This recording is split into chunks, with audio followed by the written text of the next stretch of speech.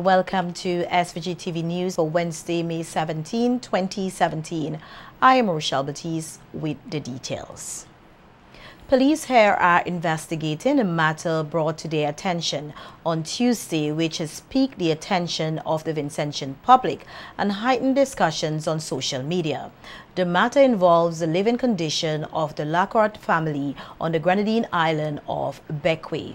According to reports, the family has been living in the isolated and mountainous area of St. Hill, Bequia. Speculations are that the mother and her 3 children were living in a restrained environment for some 6 years now. However, according to the police, while their investigation is in the early stage, at this point, there is no indication that the mother and children, who are all American citizens, were being held against their will by a local man who is said to be the husband of the woman and the children's father. The police say they are all cooperating with the investigators. Nolisha Miller tells us more on this developing story in this report. The condition is basically a tent. The property has electricity, the property has internet connectivity, the property has water stored in tanks. But I don't know, I believe because of the fact that a tent is so confined, it's not like a house you have separate rooms. Now at the center of public scrutiny, many persons may consider the lifestyle of the Lockhart family to be non-traditional. Their way of living was brought to the attention of law enforcement officers on the Grenadine island of Bequia. According to reports, the family was said to be living in isolation in the mountainous area of St. Hill on the Grenadine island. There was also speculation that members of the family were living in a restricted environment created by a local man. However, in an interview with SVG-TV News earlier today, Superintendent of Police Richard Brown, who is in charge of the Central and Grenadine Division, stated that some of what have been reported in the media are not exactly correct. He said while the family has been living in what can be considered as less than suitable conditions, the ongoing investigations are yet to prove that the environment was one of restraint. But in these circumstances, these persons were living in a tent. The police responded to the information received and met a couple and 3 children. And we took them into our custody, because firstly and foremostly we wanted to find out if anything was amiss with respect to their being held against their will and so on and so forth. So we took them into custody and we took the children and the mother to be evaluated by the doctor at the Port Elizabeth Hospital. Superintendent Brown noted that the family of 5, which includes the husband, 43-year-old Vincentian national Otis Lockhart, along with his wife and 3 children, all of whom have dual citizenship, that of St. Vincent and the Grenadines and the United States, have been living in the area on Bequia for several years now and seem to have adjusted to their living conditions. The gentleman would have arrived from the U.S. with his family and was living on St. Vincent mainland for about 2 years. Then he would have left and went to Bequia and was living in a rental property for about another 2 years prior to purchasing the land from the government, because there's a Crown land grant that showed that he purchased lands from the government on which he's living. When asked whether they believe that the mother and her children were being held against their will, Superintendent Brown said thus far there is no indication of such notion. We do not have that information presently. The police are conducting our investigations into it. Our investigation thus far does not appear that the individuals were living under restraint. Why do you say that? They have ownership to the property. Having spoken and we did some interviews, the mother has said that she was not held against her will. The children, who are now in the care of social services along with their mother, were reportedly not afforded formal education, nor were they exposed to proper health care. But Superintendent Brown said they seem to be in healthy conditions. But according to the information I have, is that they were being, quote-unquote, homeschooled. And we know the American side of it, that they do homeschool their children. And we do our formal schooling in a building.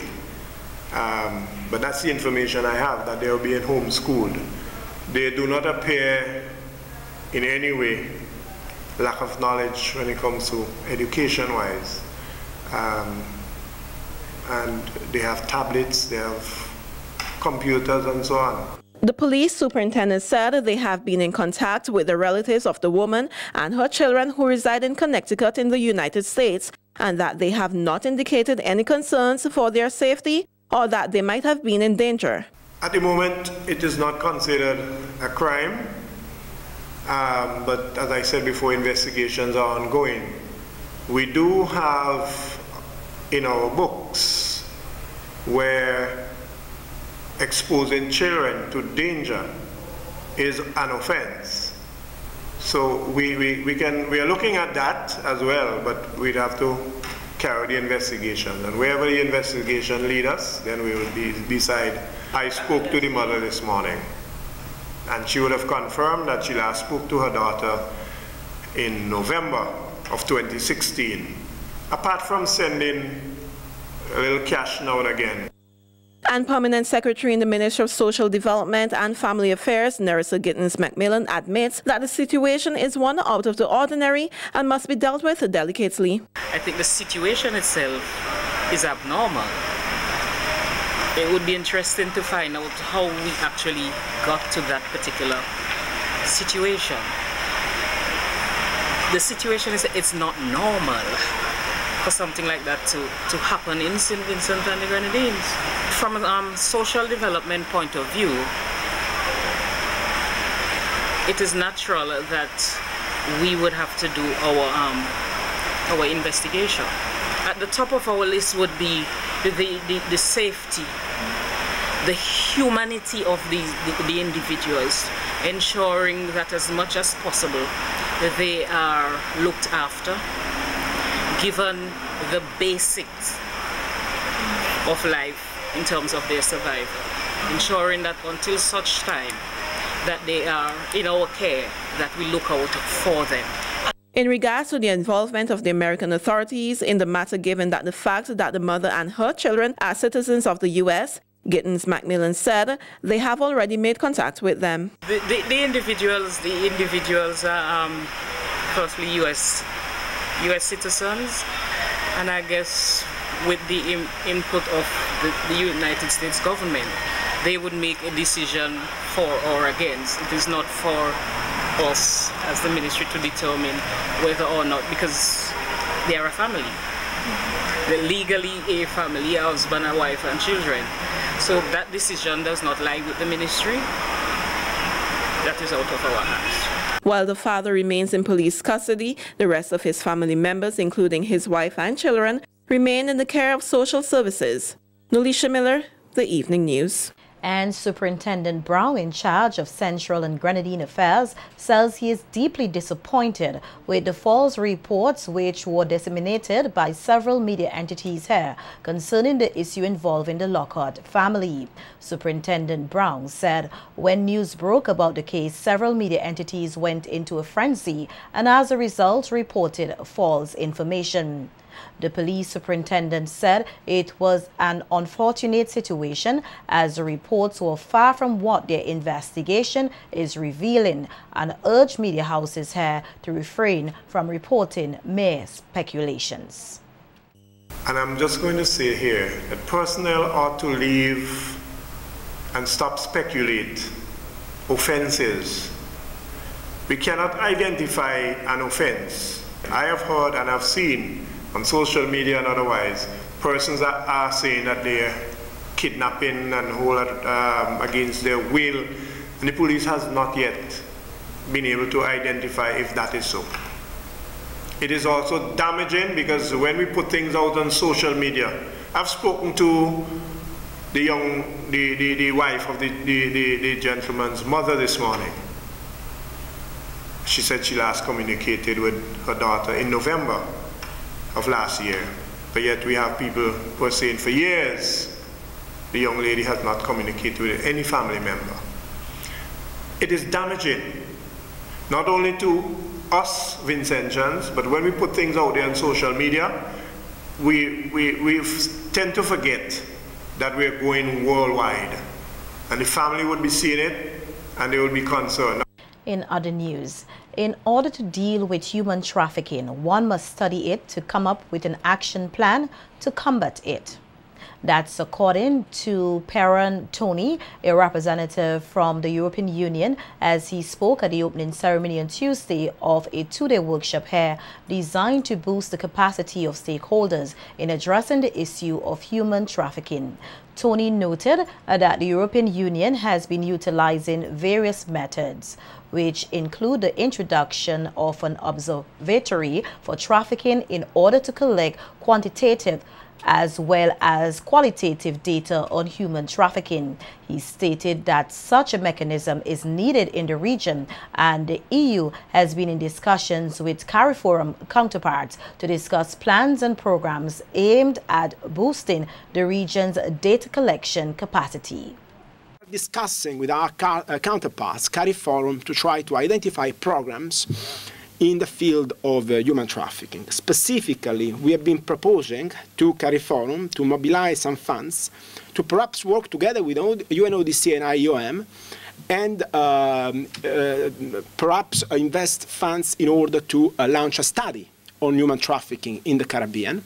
And after, on the basis of the study, discuss at regional level whether there is the scope for a regional action plan on human trafficking. These are all ideas that we will discuss with our counterparts, with the member states, obviously, with CARICOM, with CARICOM. But we hope that we will be able to work together and better identify the regional trends and the challenges and design a response strategy which is tailor-made to suit the region, in particular the regional needs, and provide an effective and durable response. I thank you very much for your attention. Also speaking at the workshop's opening was Jermaine Grant, the regional coordinator for the International Organization on Migration, who stated that knowledge on human trafficking and its intersections with other crimes is key in fighting this global scourge. Grant called on regional governments to take a proactive approach in fighting human trafficking, noting that inaction serves only to embolden traffickers and make citizens more vulnerable. As a small island development state, or developing state, St. Vincent and the Grenadines is confronted with numerous challenges, no different to developed countries, based on issues and agenda in its queue. International demand can be overwhelming and at times burdensome. You may have to prioritize based on resources and exigencies, but do note that on the matter of human trafficking, traffickers become emboldened and citizens become vulnerable when you do not act. While you exercise preemption, you must be proactive, and this is only possible with the desired tools and information.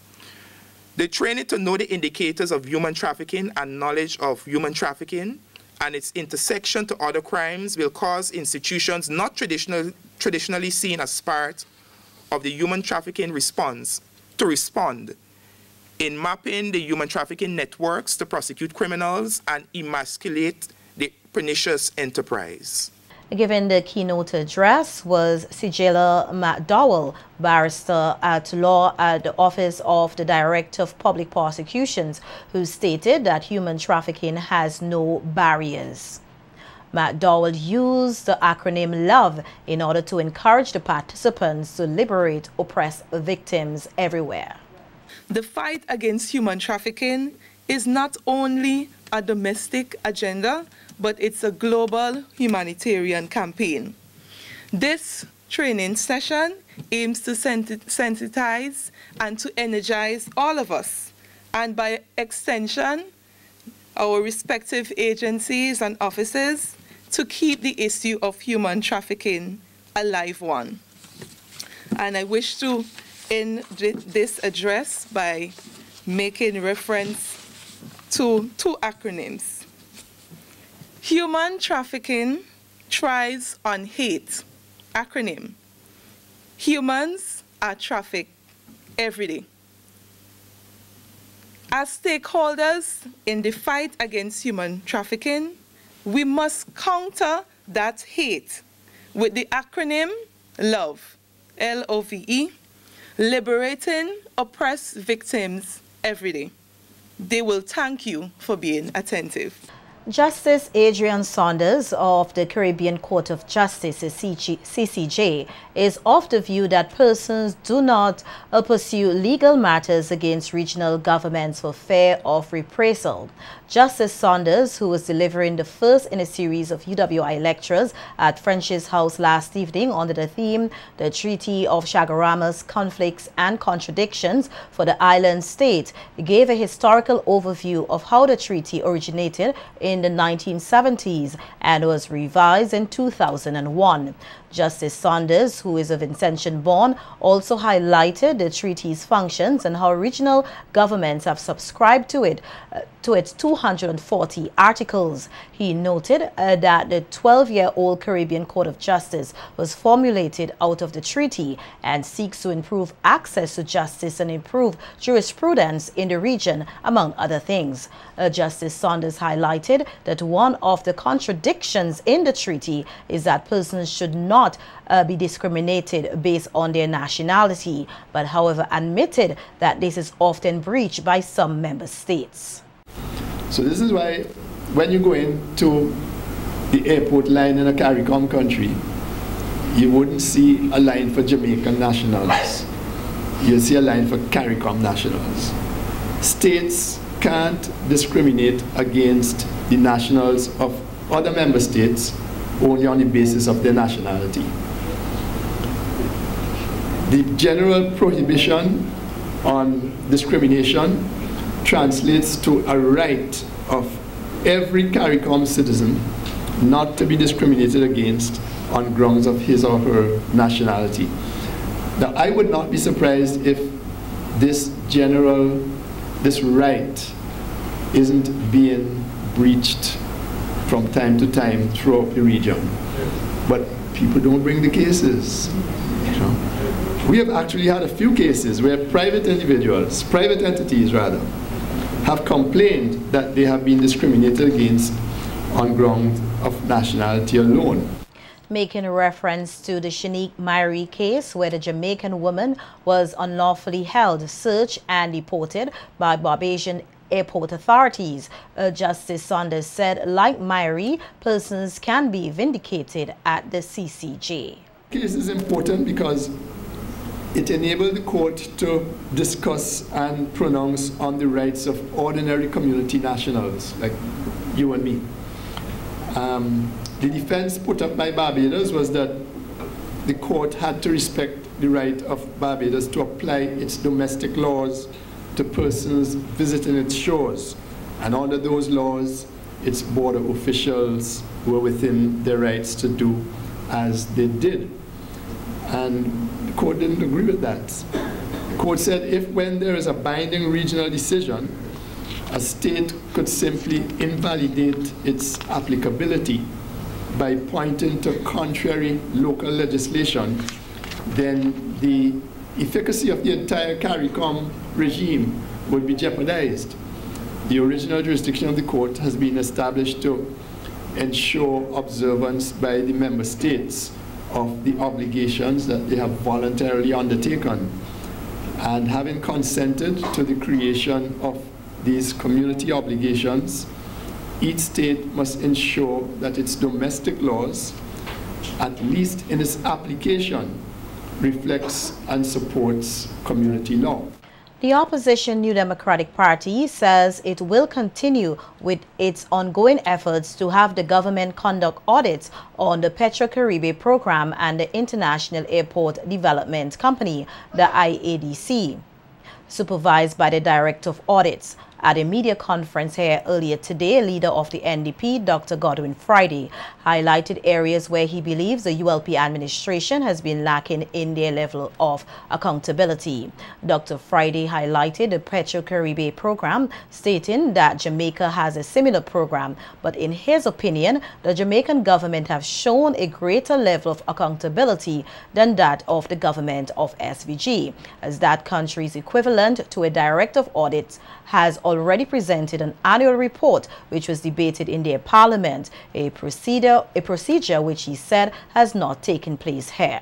8 pages of a report written by the Director of Audit, or the Auditor General in Jamaica, transmitted to the Minister of Finance, and subsequently laid in Parliament, reporting on their audit of the activities of Petro-Caribbean Fund in Jamaica in 2015, among other things, of course. This, Vincentians, is what accountability looks like. As we have said many times over the past few weeks, accountability is the Director of Audit having oversight of any and all companies that are government-owned or controlled, and or any companies that are involved in spending government taxpayers' money, and transmitting the relevant audit reports to the Minister of Finance, who must lay them in Parliament. That is what the Constitution requires. That is what accountability in a modern democratic society required. Dr. Friday is also of the opinion that PM Gonzalez, who is also the Minister of Finance, is ignoring his constitutional duties, stating that filing reports at the Commercial Intellectual Properties Office, CIPO, is irrelevant in the matter of accountability. Anyone who has looked into this matter will know by now that having financial statements filed at CIPO, that is the Commercial and Intellectual Property Office, is completely immaterial to the matter of accountability for public funds. The key point is this: the Constitution of St. Vincent and the Grenadines requires parliamentary accountability. The Companies Act, which covers CIPO, is ordinary legislation and therefore subject to the Constitution. Companies must report to CIPO under the Companies Act, but that cannot reduce, replace, or modify what is required under the Constitution. The registrar at CIPO has no role in accountability. The Constitution clearly defines where responsibility for accountability lies, and that is not at CIPO. So CIPO is not relevant to the matter of accountability, plain and simple. The opposition leader called on the Director of Audits to follow up on matters relating to the audited accounts of the IADC and the Petro-Caribbean program.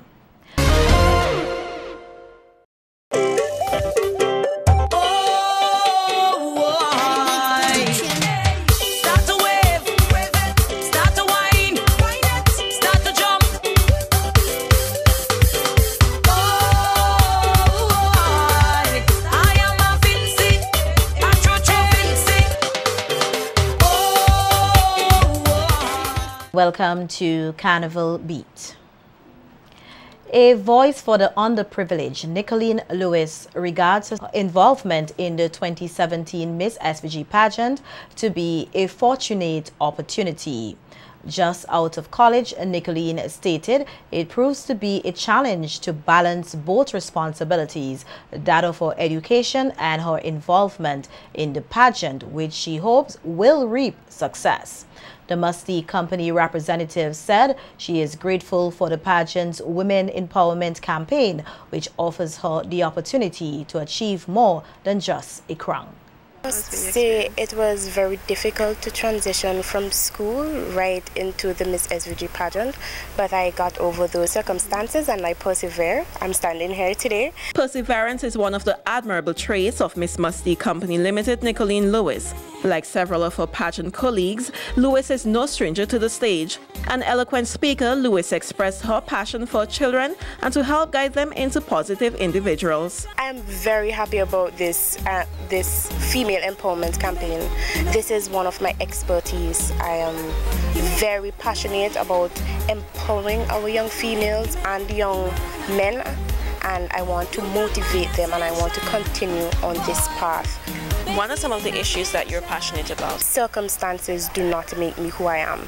Oftentimes we encounter circumstances, situations which we weren't intentionally meant to step in, or it just came along by default.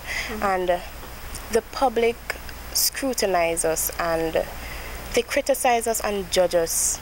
And I think this is not what is supposed to happen in St. Vincent and the Grenadines. Our circumstances do not determine who we are as a person, and it should not determine where we are going. Hailing from the rural community that boasts its indigenous culture, Fancy, Lewis said she is proud to be the first to represent her community on such a large platform. This will create a great impact on the young females, not only the young females in my community, but also everyone. And how has been the support like from your community residents? It's actually overwhelming. Everyone is very supportive, and I think this is what drives me, this is what motivated me, knowing that they know what I can produce and what I can show to the public, and I think their support is very overwhelming, and I thank them so much for their support. Grateful for her involvement in the Miss SVG pageant, Lewis is assuring patrons that her performance will be one with a difference. As we are well aware that this is St. Vincent and the Grenadines' 40 years of Vincimas, 40 years of exquisite pageantry, 40 years of pan, 40 years of soca, and 40 years of calypso. What you can expect is intelligence, and as I grace the stage with poise, beauty, and intelligence, expect something different. Expect to be wowed, because it's not only about beauty, it's about intelligence and also empowering our young females and our young males. Fresh out of college and focused on her path to inspire and motivate others, Lewis wants to instill in the minds of others this notion. The main thing, and I think the most important thing, is knowing yourself and be true to yourself, and knowing that beauty and validation comes from within. With just mere weeks to go before the staging of the much-anticipated pageant, the 2017 contestants are busy making their promotion runs while preparing for showtime. Nolisha Miller for Carnival Beat. Go limitless with flow for Carnival. That's the theme under which the telecommunication provider Flow SVG will run their 2017 Carnival promotion. At a media conference on Monday, representatives from Flow SVG team outlined how the Vincentian public can capitalize on the promotion to win and save big, outlining that all mobile, fixed line, broadband and cable TV customers are set to benefit from partaking in the promotion. Product executive Mariah DeGrade stated that the company has come up with a range of simple and exciting deals which will in turn give customers more value.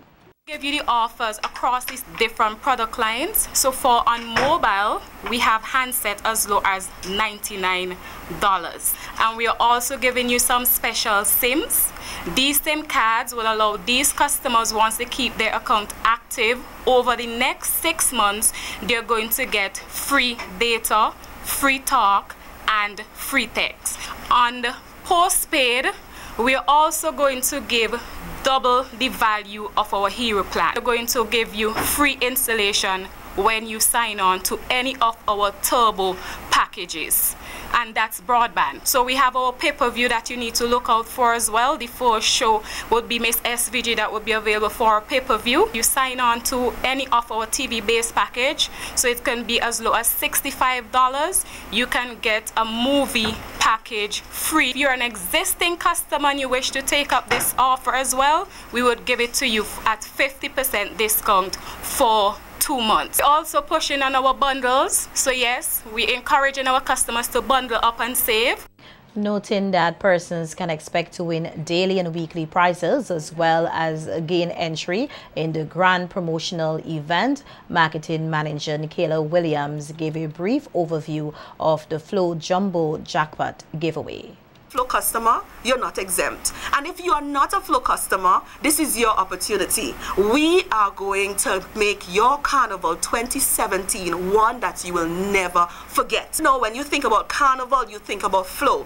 Every big event that matters, there's a Flow name right next to it. And the great thing about that is our customers get to benefit from that. So you get to win show tickets to the different events that we sponsor. You get to be a part of the biggest, the most energetic Monday band on the road, the Flow Monday Band. We're gonna be giving away Monday Band packs in our Jumbo Jackpot giveaway. We're going to have a redemption center downstairs, very busy as usual, because every single day persons will be winning.